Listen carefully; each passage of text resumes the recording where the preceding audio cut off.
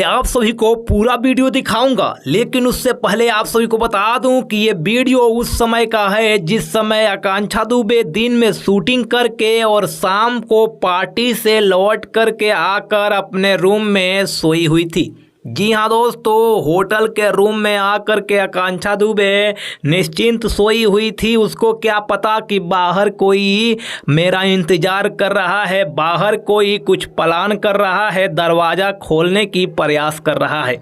जी हाँ दोस्तों, जैसा कि आप सभी ने सीसीटीवी में देखा कि उन लोगों ने कैसे दरवाज़ा खोला और कैसे अंदर गए, लेकिन सवाल ये उठता है कि बाहर कैसे आए। जी हाँ दोस्तों, मैं वो भी वीडियो दिखाऊंगा, लेकिन उससे पहले आप सभी हमारे चैनल को सब्सक्राइब कर दीजिए और बेल आइकन दबाना बिल्कुल भी मत भूलिएगा।